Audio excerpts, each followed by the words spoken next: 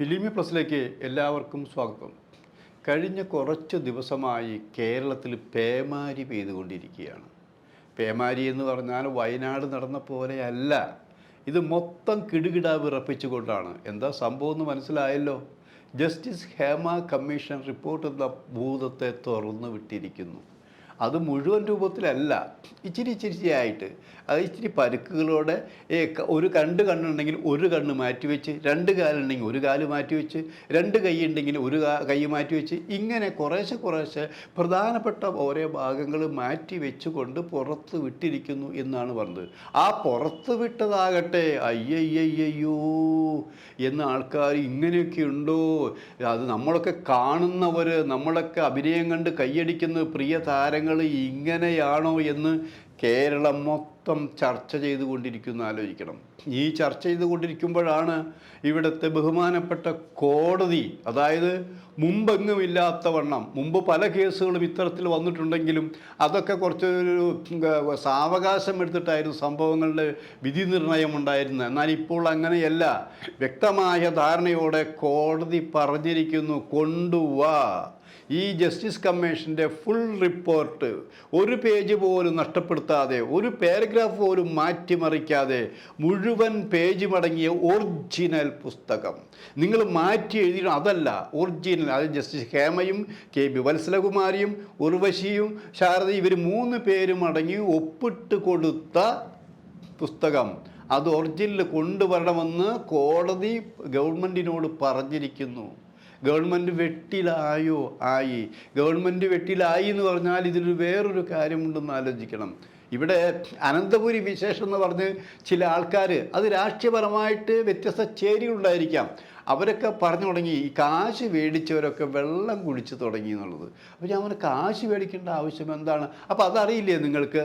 അതായത് ഈ justice commission report 6 മാസം പറഞ്ഞ കാലാവധി പറഞ്ഞ് തുടങ്ങിയ റിപ്പോർട്ടിൽ അവർ വിചാരിച്ചതിനപ്പുറം സ്വപ്നത്തിൽ പോലും കാണാത്തവരുടെ പേരുകളെല്ലാം വന്നപ്പോൾ ഞെട്ടിയെന്നാണ് പറയുന്നത്. ശാരദ അത് വലിയ ഞെട്ടലുണ്ടായിട്ടില്ലെങ്കിലും KB വത്സലകുമാരി AS ജസ്റ്റിസ് ഹേമയുമെല്ലാം വല്ലായി ഞെട്ടിയെന്ന് പറഞ്ഞത്. ഇവരൊക്കെ ഇതിൽ പെട്ടിരിക്കുന്നു.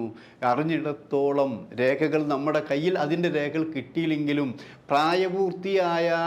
ആവാത്ത പെൺകുട്ടികൾ വരെ ഉണ്ടെന്നാണ് പറഞ്ഞു കേൾക്കുന്നത്. അതൊക്കെ പുറത്തു വിടേണ്ടത്, കണ്ടെത്തേണ്ടത് ഇനി ബഹുമാനപ്പെട്ട കോടതിയാണെന്ന് ആലോചിക്കണം. അപ്പോൾ പറഞ്ഞു വന്നത്, ഈ റിപ്പോർട്ട് മുഴുവൻ 6 മാസം പറഞ്ഞ് 1.5 വർഷം എടുത്തുകൊണ്ട് സമർപ്പിച്ച റിപ്പോർട്ട്, ആ റിപ്പോർട്ട് സമർപ്പിക്കുന്നതിന് മുമ്പ് നമ്മൾ ചില വിലപേശകളുണ്ടായിരിക്കും. ചില ജോലിക്ക് ആളെ എടുത്താൽ പിന്നെ ആ ജോലി സ്ഥിരപ്പെടുത്തണമെങ്കിൽ ഇത്ര ലക്ഷം രൂപ വേണം, അഡ്മിഷൻ കോഴ എന്നൊക്കെ പറയാറുണ്ട്, കൈക്കൂലി എന്നൊക്കെ. എന്ന പോലെ തന്നെ പേരുകൾ പ്രഖ്യാപിക്കാതിരിക്കണമെങ്കിൽ ഇത്ര വേണമെന്ന് ആരൊക്കെയോ പേരുകൾ നമ്മുടെ അങ്ങനെ ഒരു ബിസിനസ് നടന്നിരിക്കുന്നു. അങ്ങനെ ഈ റിപ്പോർട്ട് പ്രസിദ്ധീകരിക്കില്ല എന്ന ഉറപ്പിൻ്റെ പുറത്ത് പല മാന്യന്മാരുടെ കയ്യിൽ നിന്നും ലക്ഷങ്ങളും കോടികളും വാങ്ങിയിട്ടുണ്ടെന്നാണ് പറയപ്പെടുന്നത്. അങ്ങനെയെങ്കിൽ അതാരൊക്കെ വാങ്ങി? അതിൻ്റെ ഇടനിലക്കാരൊക്കെ? അത് പറയേണ്ടി വരില്ലേ? പറയേണ്ടി വരും. മാത്രമല്ല, ഇപ്പോൾ എന്തുകൊണ്ടാണ് ഈ റിപ്പോർട്ടിൻ്റെ പല ഭാഗങ്ങളും കീറി മുറിച്ച് വികൃതമാക്കപ്പെട്ടിരിക്കുന്നത് ആലോചിക്കണം. ഇവിടെ വെച്ചാൽ നമ്മൾ അറിയപ്പെടുന്ന, അതായത് മാധ്യമ ലോകത്തെ ഒരാളുണ്ടെന്നാണ് പറഞ്ഞത്. ഇപ്പോൾ അദ്ദേഹം മാധ്യമ ലോകത്തുള്ള ആളല്ല. പിന്നെ പ്രധാനപ്പെട്ട നടന്മാരുണ്ടെന്നാണ് പറയുന്നത്. പാർലമെൻറ്റ് മെമ്പർ പോലെയുള്ള, അല്ലെങ്കിൽ രാജ്യസഭാ മെമ്പർ പോലെ സ്ഥാനമാനങ്ങളിൽ ഇരിക്കുന്നവരുണ്ടെന്നാണ് പറഞ്ഞിരിക്കുന്നത്. ഇങ്ങനെ വമ്പൻ സെറ്റപ്പിലുള്ളവരാണ് ഈ ശർക്കര കുടത്തിൽ കൈയിട്ട് നക്കിയതെന്നാണ് പറയുന്നത്. അപ്പോൾ പിന്നെ ഈ രേഖ എങ്ങനെ പുറത്ത് വിടും? ഈ രേഖ പുറത്ത് വിടുന്നത് ആത്മഹത്യ ചെയ്യുന്ന തുല്യമാണെന്ന് അവർക്ക് മനസ്സിലായി. അങ്ങനെ പുറത്ത് വിടുമ്പോൾ ഇന്നലെ വരെ കണ്ട രാഷ്ട്രീയ പാർട്ടികളുടെയോ രാഷ്ട്രീയ നേതാക്കന്മാരുടെയോ എല്ലാം മുഖം എങ്ങനെ ഇരിക്കുമെന്ന് സങ്കല്പിച്ച് നോക്കൂ എന്ന് ആലോചിക്കണം. ഇവിടെ നമ്മൾ ഒരു കാര്യം വളരെ വ്യക്തമായി മനസ്സിലാക്കാൻ കഴിയും. കൊച്ചു കൊച്ചു കാര്യങ്ങൾക്ക് ഇവിടെ രാഷ്ട്രീയ പാർട്ടികൾ, പ്രതിപക്ഷമായാലും ഭരണകക്ഷിയായാലും അല്ല മൂന്നാമത് പാർട്ടികളായാലും ശരി, ഇവിടെ സമരം ചെയ്യും. എന്തെല്ലാം രീതിയിലാണ് സമരം ചെയ്ത് സെക്രട്ടേറിയറ്റ് സ്തംഭിപ്പിക്കുന്നു, ജനങ്ങളുടെ യാത്രാ സൗകര്യം ഇല്ലാത്തത്, അങ്ങനെയൊക്കെ സ്തംഭിപ്പിക്കുമ്പോൾ എന്തിനു പറയും, ഈ അടുത്ത കാലത്ത് നടന്ന ഒരു ലേഡി ഡോക്ടറുടെ കൊലപാതകവുമായി ബന്ധപ്പെട്ട കേസ് ഇന്ത്യ മൊത്തത്തിലെല്ലാം സഹകരിച്ചുകൊണ്ട് സമരം ചെയ്യുന്നുണ്ട് ആലോചിക്കണം. അതിന് പ്രതിഷേധം കൊണ്ട് സമരം ആലോചിക്കണം.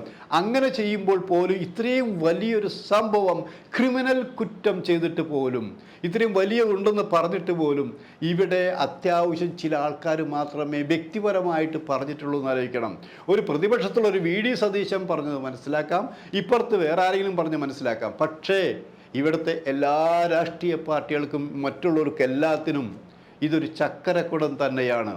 ആരും ഇതിനെതിരെ പ്രതിഷേധിക്കുന്നില്ല, ഇതിന് ജനത്തെ സംഘടിപ്പിക്കുന്നില്ല, സമരം ചെയ്യുന്നില്ല, കറുത്ത കൊടി കാണിക്കുന്നില്ല, വാഹനം തടയുന്നില്ല, മന്ത്രിമാരെ ഒന്നും ചെയ്യുന്നില്ല. അപ്പം അതിനർത്ഥം എന്താണ്? ഇതിൽ എല്ലാ പാർട്ടികളിലെയും മനുഷ്യരായ പലരുടെയും ഈ സേവനം ഈ ചക്കരക്കുളത്തിന് കിട്ടിയിട്ടുണ്ടെന്നല്ലേ? അങ്ങനെ വരുമ്പോൾ ഈ പേരുകളെല്ലാം പൂർത്തിവെക്കേണ്ടല്ലേ? ഇവിടെ നമ്മൾ ആലോചിക്കുക, രാഷ്ട്രീയപരമായിട്ട് പി.ജെ. ജോസഫിൻ്റെ കുറിച്ചെടുക്കുക. പി.ജെ. ജോസഫ് വിമാനത്തിൽ സഞ്ചരിക്കുമ്പോൾ കൈ ഒടിഞ്ഞിട്ട് പോലും അത് ആരെയോ ഒരു നടിയെ അല്ല ഒരു മാന്യയായ സ്ത്രീയെ തൊട്ടു പിടിച്ചു എന്നൊക്കെ പറഞ്ഞ് മന്ത്രിസ്ഥാനം രാജിവെക്കേണ്ടി വന്നു. ഇവിടെ മറ്റൊരു കേസിൽ കുഞ്ഞാലിക്കുട്ടി അടക്കമുള്ളവർക്ക് രാജിവെക്കേണ്ടി ഇവിടെ, ഇങ്ങനെ പലർക്കും രാജിവെക്കേണ്ടി വന്ന് ആലോചിക്കണം. അങ്ങനെയുള്ള ഒരു സംസ്ഥാനമാണ് നമ്മുടേതാണ്. എങ്ങനെ അങ്ങനെയുള്ള സംസ്ഥാനം ഇത്രയും വലിയ സംഭവം ചെറിയ സംഭവമല്ല. അതായത് പ്രായപൂർത്തി എത്താത്ത പെൺകുട്ടികൾ വരെ ഈ ചക്കരക്കുളത്തിൽ മുങ്ങിപ്പോയിരുന്നു എന്ന് കേൾക്കുമ്പോൾ അതിൻ്റെ റിസൾട്ട് അറിയാൻ നമുക്ക് താല്പര്യം. നമ്മൾ ഈ രാജ്യത്ത് ജനിച്ചു വളർന്നവളാണെന്ന് ആലോചിക്കണം, നമുക്ക് കുടുംബമുള്ളവരാണെന്ന് ആലോചിക്കണം. തെറ്റ് ചെയ്തിട്ട് ആരായാലും അവരുടെ പേരെങ്കിലും അറിയാനുള്ള അവകാശം നമ്മൾക്കുണ്ടായിരിക്കണം. ഈ അവകാശങ്ങളാണ് ആരൊക്കെയാണ് തകിടം മറിച്ചത്? നമ്മൾ ഒരു കാര്യം മനസ്സിലാക്കേണ്ടതുണ്ട്.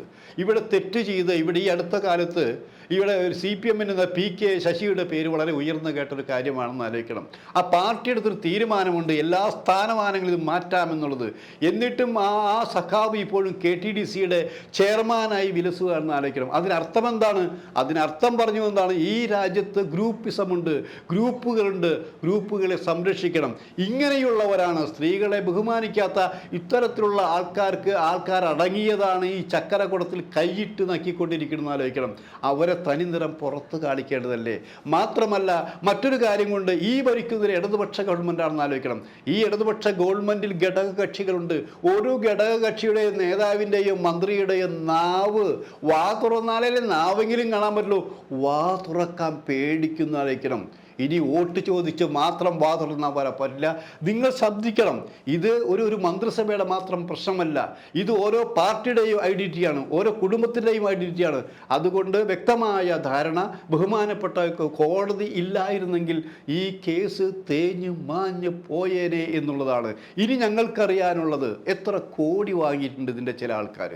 ഇനി മറ്റൊന്നറിയാനുള്ളത്, ഈ കോടതിയിൽ കൊടുക്കുന്ന മുദ്രവെച്ച കവർ ഒറിജിനലാണോ കൊടുക്കുന്നതോ മാറ്റി എഴുതപ്പെട്ട രീതിയിൽ മാറ്റി എഴുതപ്പെട്ട രീതിയിലാണോ ഇത് മുദ്രവെച്ച് കൊടുക്കുന്നത് അറിയാൻ താല്പര്യമുണ്ട്. മുഴുവനും ഈ സർക്കാരിനെ ഈ ഒരു കാര്യത്തിൽ വിശ്വസിക്കാൻ ഞങ്ങൾ തയ്യാറല്ല.